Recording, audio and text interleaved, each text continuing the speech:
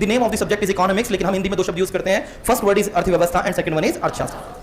अर्थशास्त्र को लेकर के आप लोग हमेशा याद रखिए, अर्थशास्त्र कोई सब्जेक्ट नहीं है। अर्थशास्त्र एक बुक का नाम है बेटा, ये किताब है। इस किताब को लिखने वाले व्यक्ति का नाम था चाणक्य। चाणक्य को कहते थे कौटिल्य, और इस कौटिल्य के बचपन का नाम था विष्णुगुप्त। तो विष्णुगुप्त, कौटिल्य या चाणक्य नाम के व्यक्ति ने, एक ही व्यक्ति है, कभी सोचो 3 भाई हैं। इस एक व्यक्ति ने किताब लिखी, इस किताब का नाम था अर्थशास्त्र, और इस अर्थशास्त्र नाम की बुक में कुछ थ्योरीज इसने दी, और इन सिद्धांतों में, इन थ्योरी में राजा का राजत्व का सिद्धांत, किंगशिप थ्योरी ऑफ किंग, राजा का राजत्व का सिद्धांत, राजत्व का सिद्धांत, kingship theory of a king आपके लिए इंपॉर्टेंट होगी।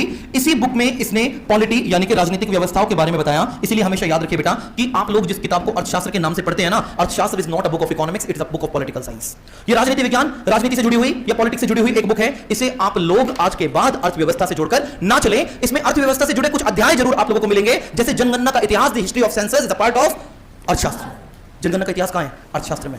समझ गए ना? इसी तरह से राज्य की सीमा, राज्य के पदाधिकारी, डिसेंट्रलाइजेशन ऑफ पावर, सप्तांग सिद्धांत कहां पर है? अर्थशास्त्र में।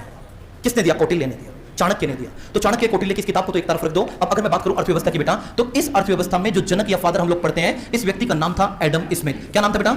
तो Adam Smith was the first person, वो पहला व्यक्ति था जिस व्यक्ति ने अर्थव्यवस्था से संबंधित, इकोनॉमिक्स से संबंधित सबसे पहली थ्योरी दी, और इस सबसे पहली थ्योरी का नाम था बेटा पूंजीवादी सिद्धांत, कैपिटलिस्ट थ्योरी। तो कैपिटलिज्म या पूंजीवाद पर अपनी पहली बुक इसने लिखी, the wealth of the nations. UPSC से लेकर चपरासी लेवल तक पेपर में आती है। The wealth of the nations in 1776, 1776 में इसने अपनी बुक लिखी, और ये पूरी की पूरी बुक सिर्फ और सिर्फ पूंजीवाद पर थी, कैपिटलिज्म पर थी। इसीलिए अर्थव्यवस्था के पहले सिद्धांत को देने वाले व्यक्ति के रूप में एडम स्मिथ जाना गया, और इसने जिस सिद्धांत को दिया उस सिद्धांत को कैपिटलिस्ट थ्योरी कहा गया। इसीलिए father of capitalist economy is also Adam Smith. पूंजीवाद का जनक कौन है? Adam Smith. पूंजीवादी अर्थव्यवस्था का जनक कौन है? Adam Smith. अर्थव्यवस्था का जनक कौन है? Adam Smith. और इसी के द्वारा लिखी गई पुस्तक का नाम the wealth of the Nations.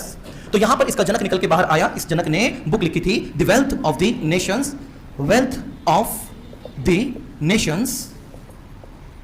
और इस वेल्थ ऑफ द नेशंस नाम की बुक में इसने जो थ्योरी दी वो थी पूंजीवाद, कैपिटलिज्म,